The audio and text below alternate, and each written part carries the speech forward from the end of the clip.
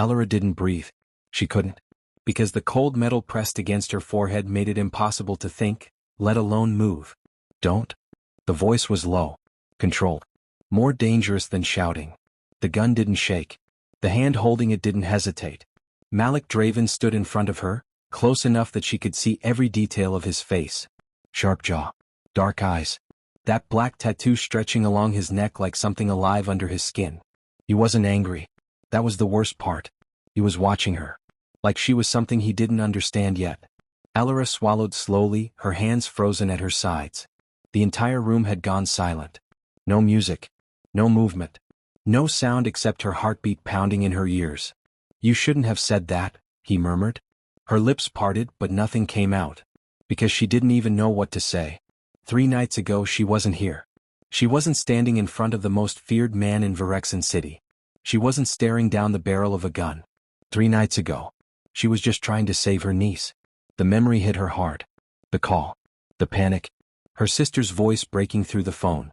She needs surgery, Elora. They said it can't wait. That was the moment everything changed. Elora had always been strong. Not loud. Not reckless. But strong in the quiet way. The kind of strength that carried responsibility without complaint. Law school. Bills. Long nights.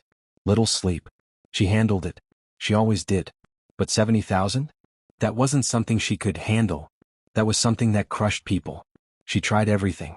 Loans. Friends. Connections she barely had. Nothing worked. And time didn't wait. So when someone sent her a number, a job, immediate, she didn't ask too many questions. That was her first mistake. Noctra Vault wasn't listed anywhere. No sign. No advertisement. Just an address buried in the darker part of Draxel Quarter, where buildings looked empty and people didn't ask questions. When she arrived, the air already felt wrong. Too quiet. Too still. A man at the entrance looked her over once, then stepped aside without a word. Inside, it only got worse. A long hallway led downward. Dim lights. Echoing steps. And at the end, a door. 2 men stood there. Both in suits. Both watching her like she didn't belong. Because she didn't. First time, one of them asked. Elora nodded. He leaned slightly closer. Then don't speak unless spoken to. Don't stare. And don't make mistakes. Simple rules. Too simple. The door opened. And Elora stepped into a world she didn't understand. Noctra Vault wasn't loud. It wasn't chaotic. It was controlled. Low lighting. Expensive furniture. Men sitting in silence that felt heavier than noise. Everything felt deliberate. Even the way people moved. Elora took the tray handed to her, her fingers tightening slightly around the edges. She kept her head down. Focused. Careful. But even then, she felt it. That presence. It didn't come with noise. It didn't need to. It pulled attention without asking for it. Elora told herself not to look. She looked anyway. Just for a second. And saw him. Malik Draven. He sat at a table slightly apart from the others. Not isolated. Just respected. Everything about him was sharp. Controlled. Dangerous. Black suit. Open collar. The tattoo along his neck catching the warm light. His expression didn't change. Didn't soften. But everyone around him did. That's how she knew. This wasn't just another powerful man. This was the one they feared. Elora quickly looked away, her heart picking up speed. Table 6, someone whispered beside her. She followed the direction. And felt her stomach drop. Because table 6 was his table. Her fingers tightened around the tray. Her steps slowed for just a second. Then she forced herself forward. This was just a job. Just one night. That's what she told herself. But as she got closer, the air changed. He hadn't even looked at her yet. And still, it felt like stepping into something she couldn't walk out of. And somehow, she knew.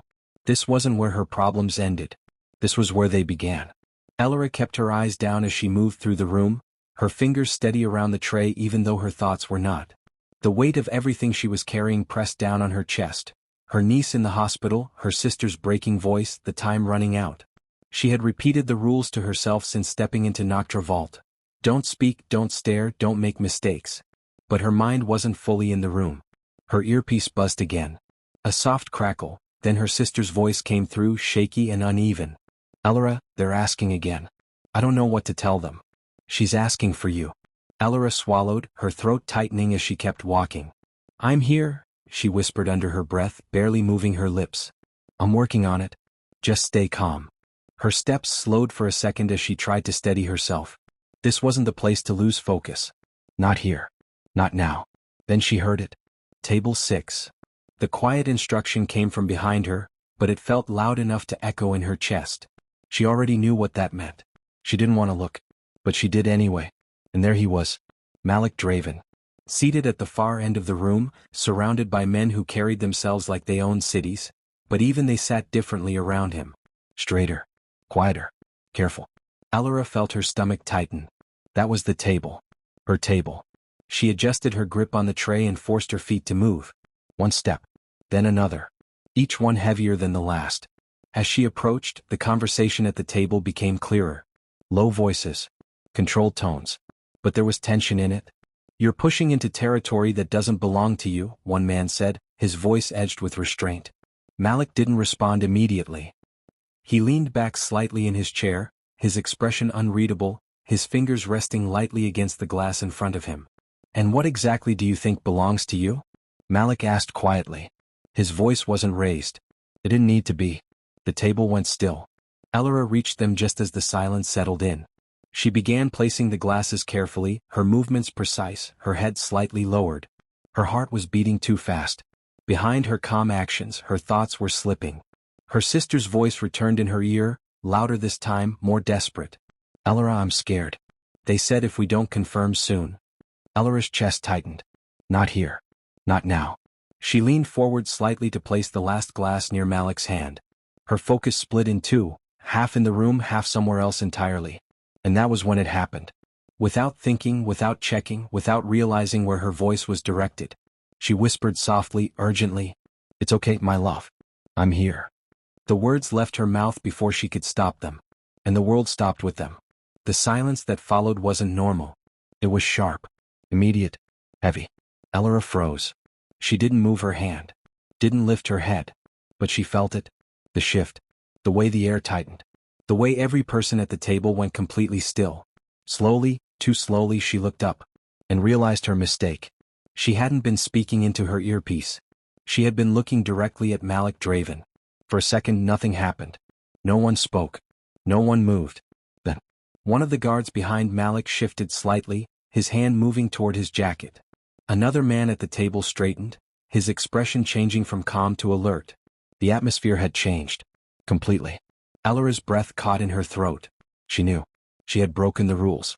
All of them. And in this place that meant something. Something bad. Something final. Then Malik moved. Not suddenly. Not violently. But slowly. Deliberately. He turned his head toward her. His eyes locked onto hers. Dark. Focused. Unreadable. Allura felt her body go cold under that gaze. He didn't look confused. He didn't look offended. He looked interested. That was worse. Much worse. "Who?" he said quietly. "Were you talking to?" His voice cut through the silence like it belonged there.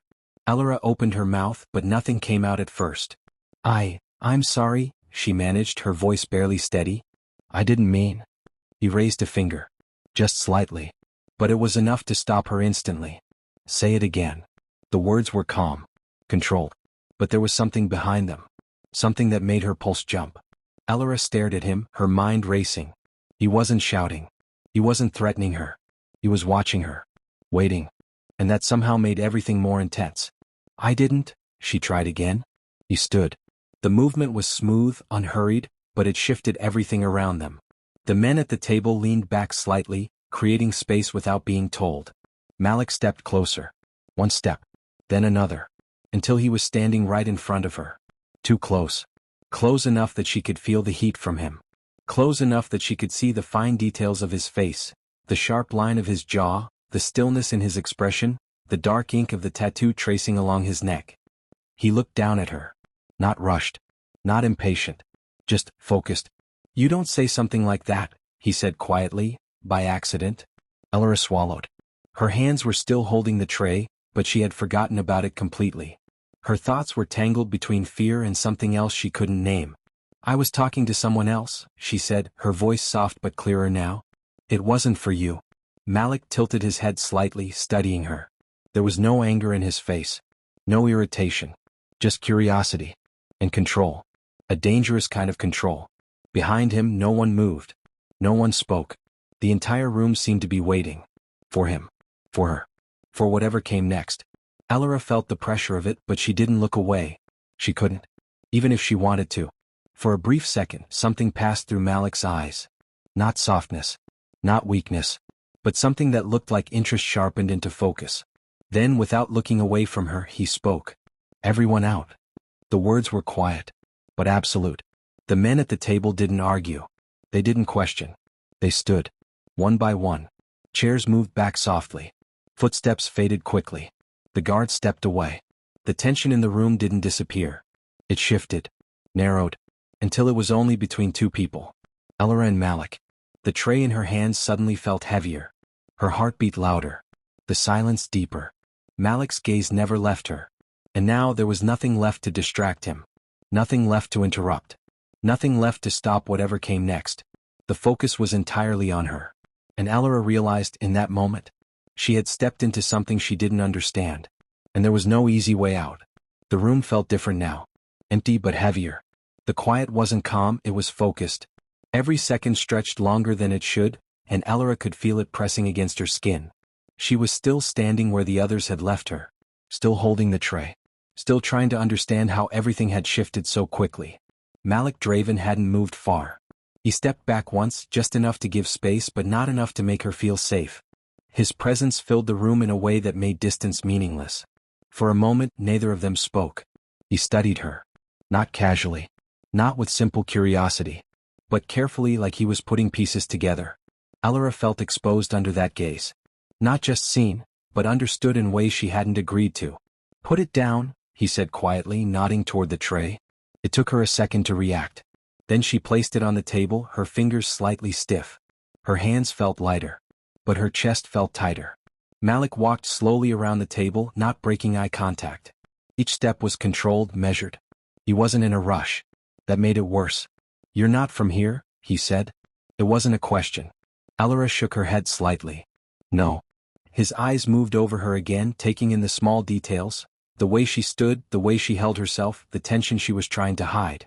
You follow instructions, he continued. But not perfectly. Alara didn't respond. She didn't know how to. He stopped in front of her again. Close enough that she could feel the weight of his attention. But you didn't panic, he added. That made her look up. Just slightly. Their eyes met again. And you didn't run, he said. Alara swallowed. There was nowhere to run. For the first time, something shifted in his expression. Not a smile. But something close to approval. Then he asked simply, who were you talking to? This time she answered. My sister. His head tilted slightly. And? Alara hesitated. She didn't want to say more. Didn't want to explain herself in a place like this, to a man like him. But his silence demanded it. My niece is in the hospital, she said finally. She needs surgery. Malik didn't interrupt. He didn't react immediately.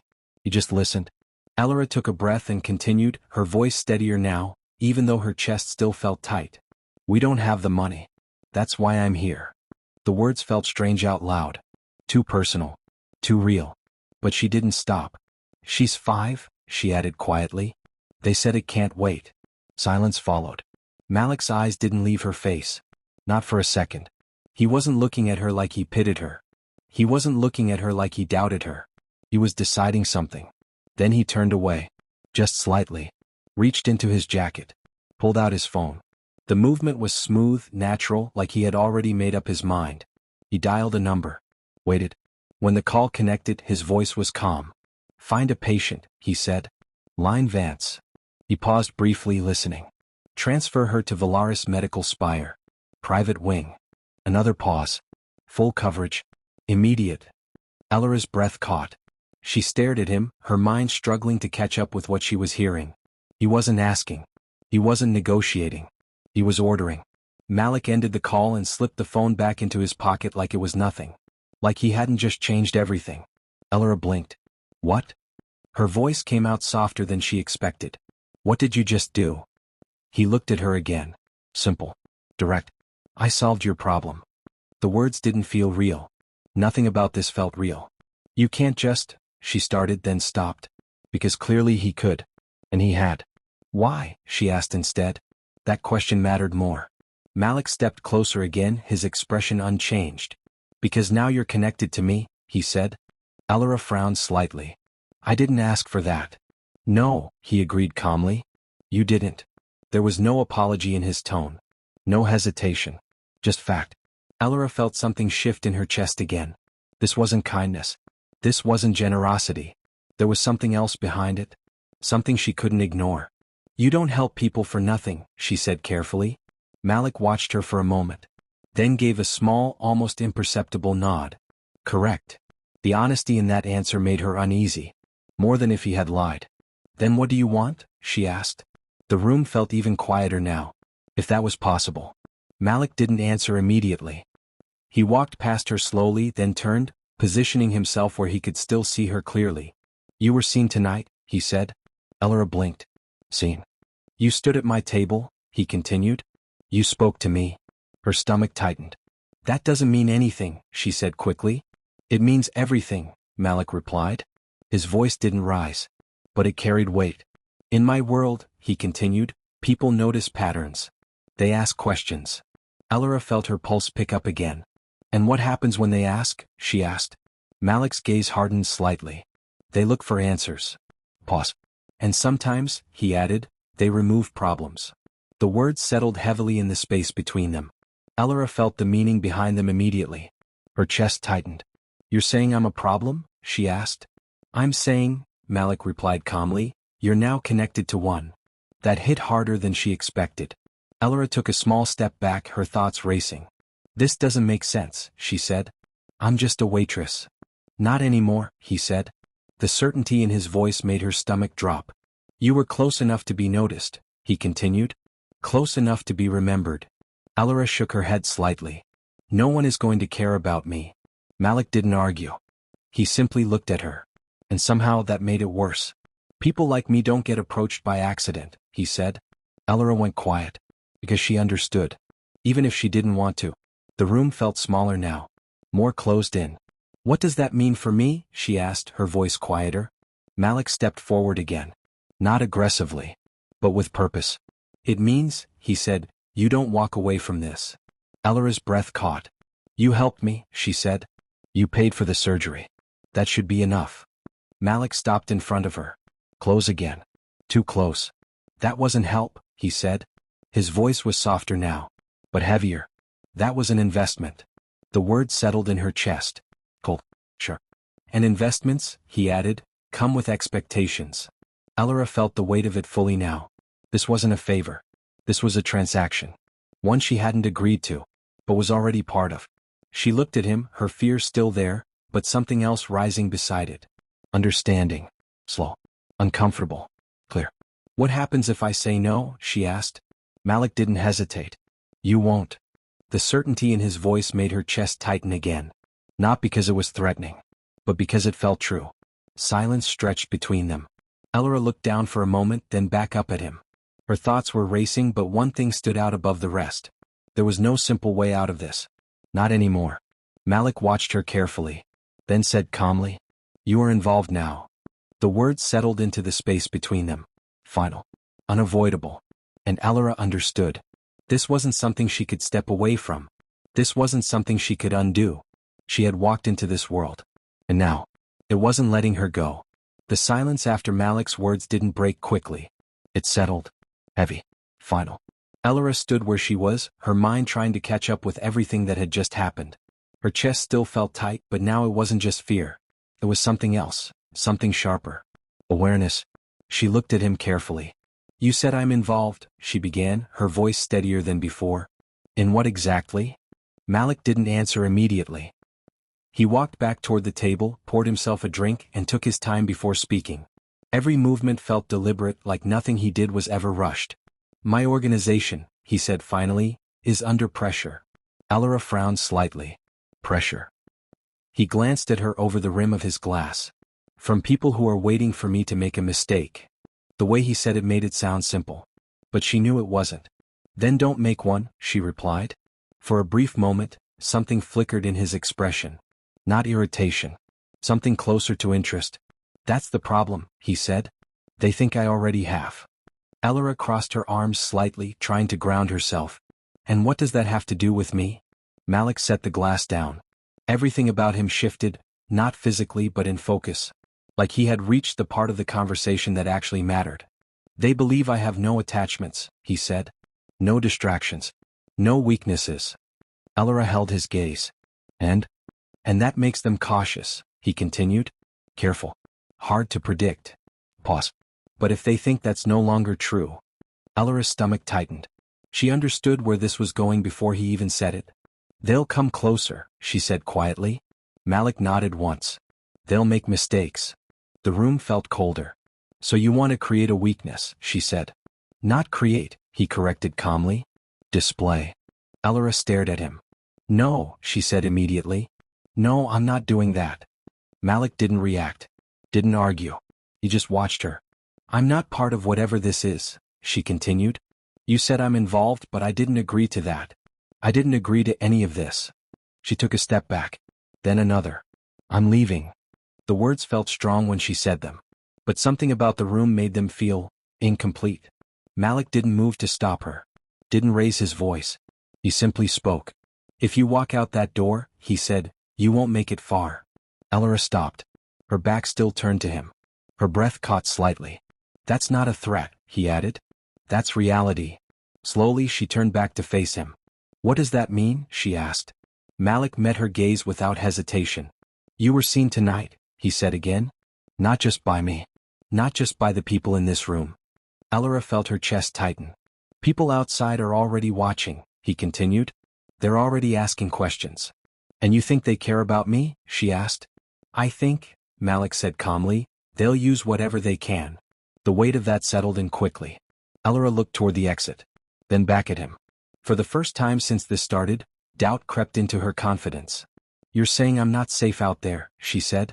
I'm saying you're less safe out there than you are here, he replied. That wasn't comforting. Not even close. Elora let out a slow breath, trying to think clearly. And what exactly is your solution? She asked. Malik didn't hesitate. You stay close to me. The simplicity of it made her frown. That's not a solution, she said. That's control. He didn't deny it. It's protection, he corrected. Elora shook her head. And what do you get out of it? Malik stepped closer again, not enough to crowd her, but enough to make the distance between them feel smaller. They see you, he said. They assume something. And that helps you how? She asked. They stop being careful, he replied. Elora's eyes narrowed slightly. You want me to act like I matter to you? Yes. The directness of his answer caught her off guard. She stared at him for a moment, then let out a short, disbelieving breath. You're serious? Malik didn't respond. He didn't need to. You're insane, she said. Maybe, he replied calmly. Elora turned away again, running a hand through her hair. This doesn't make sense, she said. I'm not part of your world. I don't belong here. That didn't stop you from entering it, Malik said.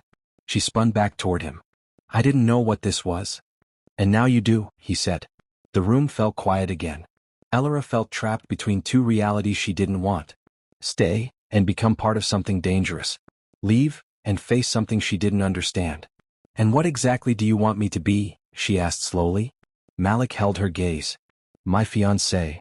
The word hit harder than anything else he had said. Elora blinked. What? It's the most believable option, he said. It explains your presence. It explains your proximity. Elora shook her head immediately. No. Absolutely not. You asked for a solution, Malik said. That's not a solution, she snapped. That's a lie. It's a strategy. Elora laughed softly, but there was no humor in it. You want me to pretend to be with you so your enemies feel comfortable enough to attack? Yes. And what happens to me when they do? She asked. Malik's expression didn't change. They won't reach you. The confidence in his voice should have been reassuring. But it wasn't. People always say that, Elora replied. Until they're wrong. Malik studied her for a moment. Then said, I'm not wrong. Silence followed. Elora looked down briefly, her thoughts spinning again. Her niece. The hospital. The call. The fact that everything had already changed. She didn't have the luxury of pretending this wasn't real. What do I get out of this? She asked finally. Malik answered without hesitation. Protection, he said. Financial security. A future that doesn't depend on luck. Elora looked up at him again. And when it's over? She asked. You walk away, he said. Simple. Clean. Too clean. Elora studied his face, trying to find something, anything, that suggested doubt. She found none. The room felt smaller now. The choice in front of her wasn't simple. It wasn't fair. But it was real. She thought about her niece again. About the hospital room. About the fact that she was already involved, whether she wanted to be or not. Elora took a slow breath. Then said quietly, if I agree to this. Malik didn't interrupt. You don't touch me, she finished. The words were firm. Clear. The first real boundary she had set since all of this started. Malik looked at her. For a moment he didn't respond. Then, very slightly, the corner of his mouth shifted. Not a full smile, but something close. Understood, he said.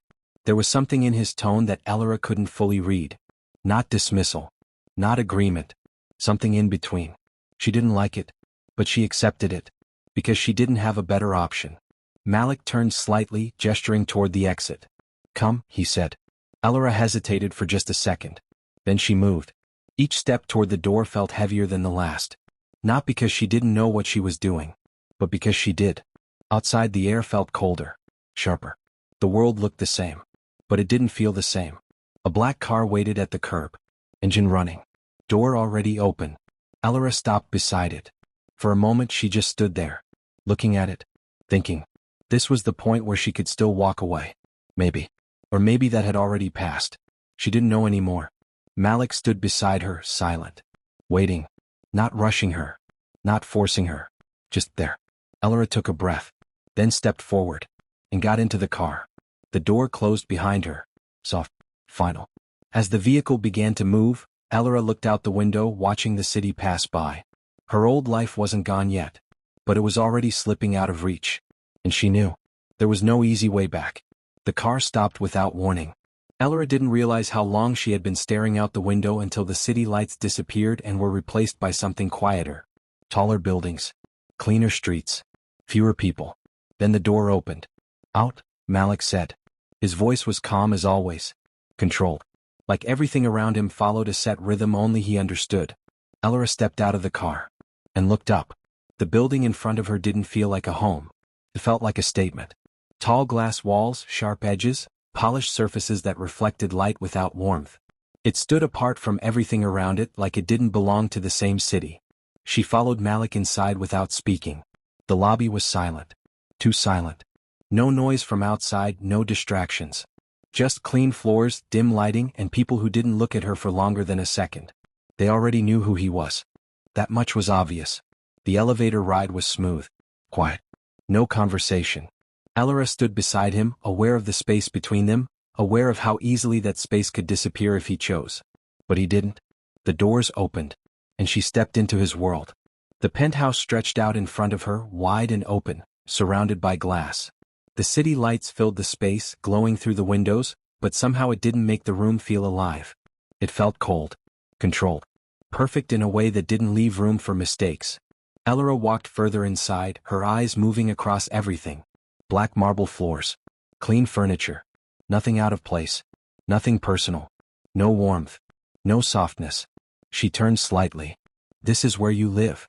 Malik walked past her without stopping. Yes. That was all he said. Elora nodded slowly, even though something about it made her uneasy. It didn't feel like a place someone lived. It felt like a place someone operated from. She set her small bag down, suddenly aware of how out of place it looked in a space like this. Malik removed his jacket, placing it carefully over the back of a chair. Every movement was controlled, precise, like he never did anything without intention. Then he turned back to her. Rules, he said. Elora straightened slightly. She expected that. First, he continued, you don't leave this place alone. She frowned. What? You go anywhere, you go with me or someone I trust. That's not necessary, she said immediately. It is, Malik replied. No emotion. Just certainty. Elora held his gaze but didn't argue further. Second, he continued, you don't speak to anyone about anything you see or hear here. That wasn't part of the deal, she said. It is now. The way he said it made it clear. This wasn't something she could negotiate. She exhaled slowly, forcing herself to stay calm. And third, she asked. Malik paused for a moment. then said, "You answer when I call you." Elora blinked.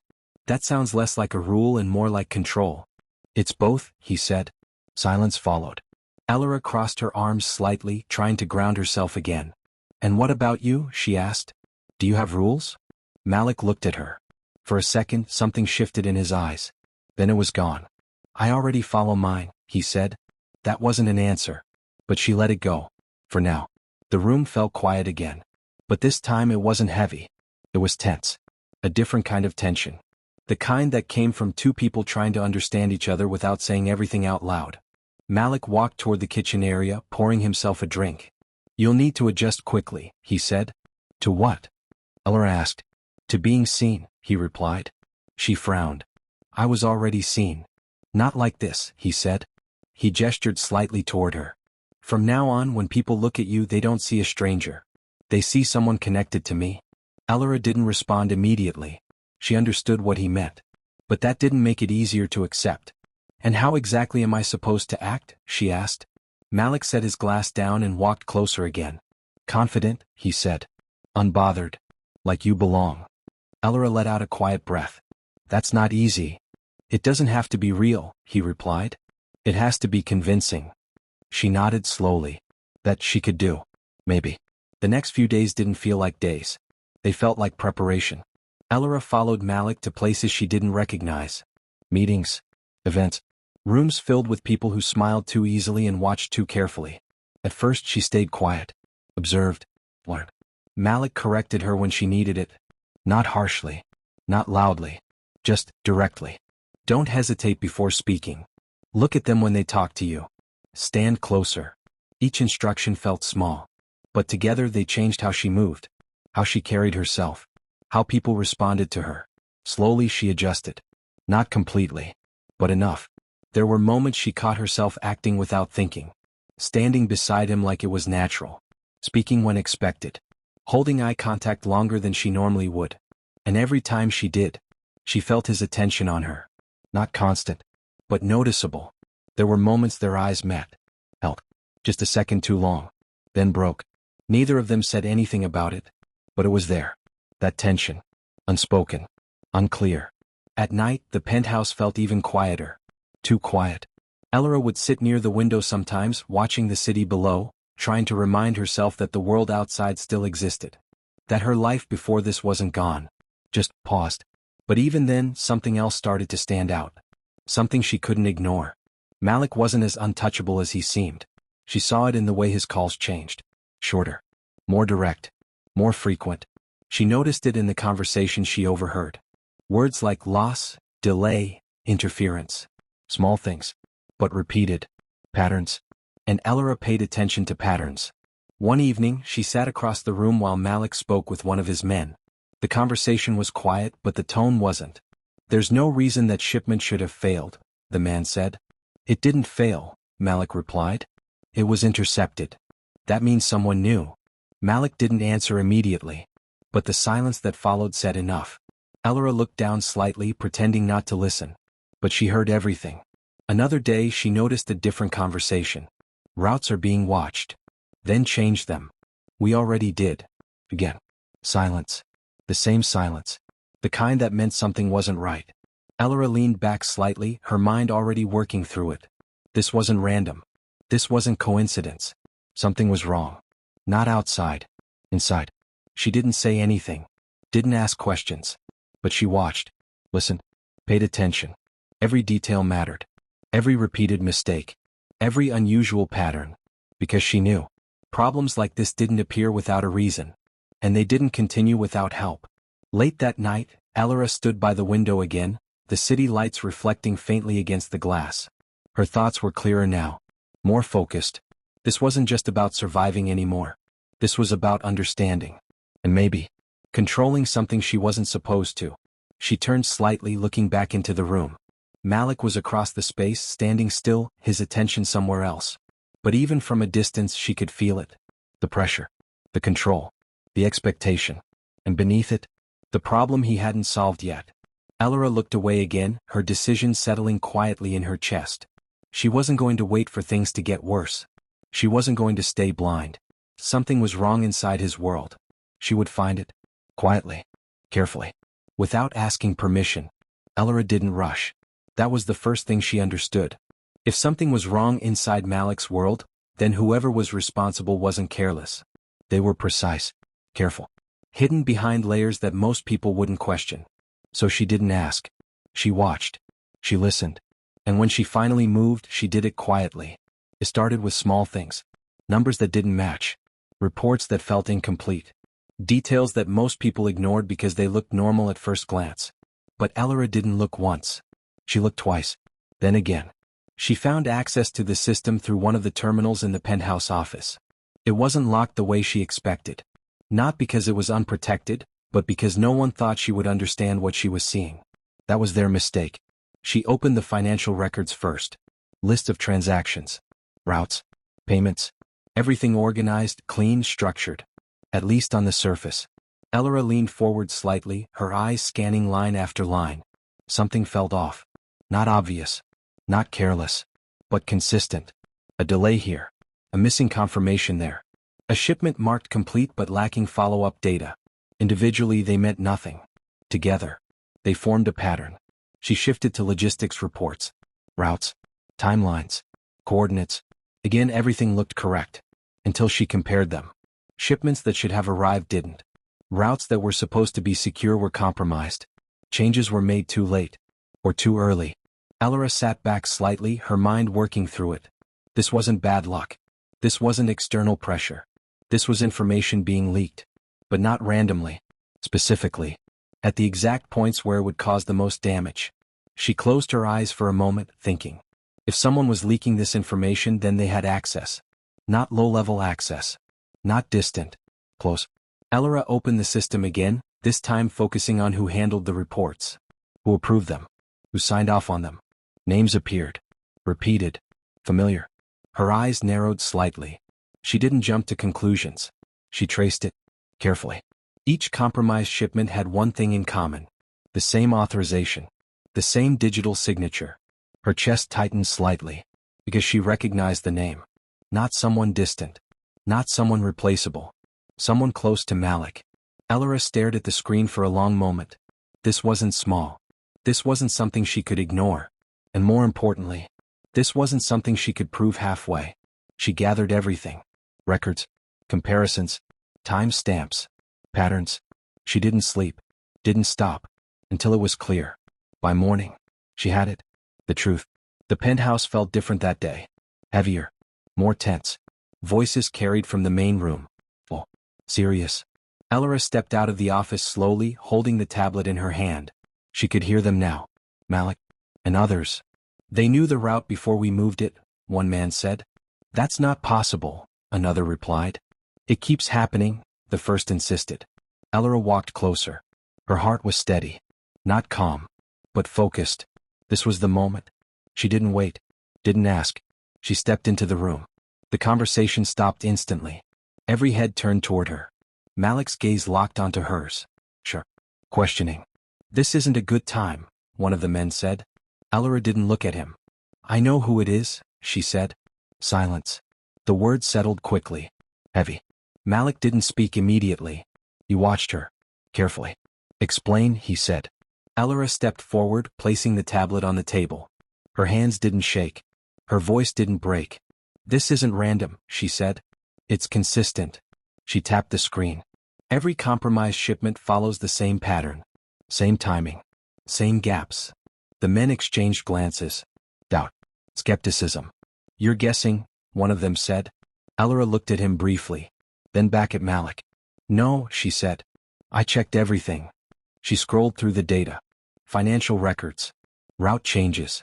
Authorization logs. Her finger stopped on a name. This is where it connects. The room went still again. Malik's eyes dropped to the screen. He didn't react immediately.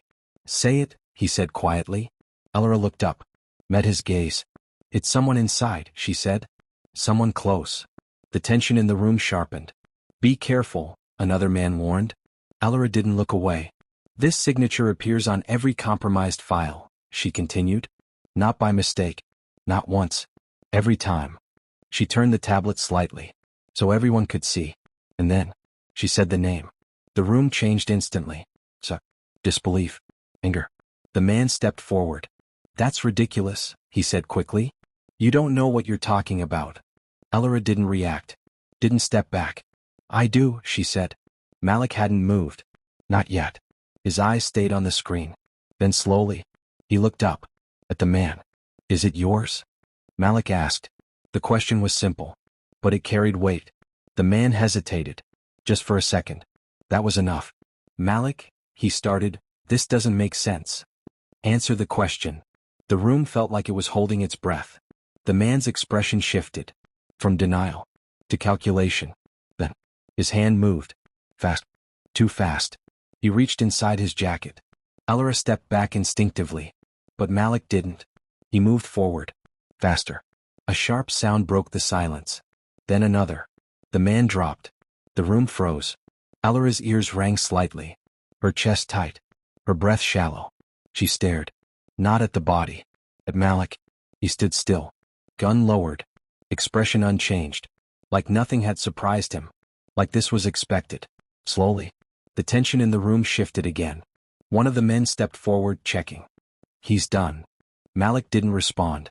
His gaze moved. Back to Elora. She stood there. Still. Not running. Not breaking. She had just watched everything. The truth. The betrayal.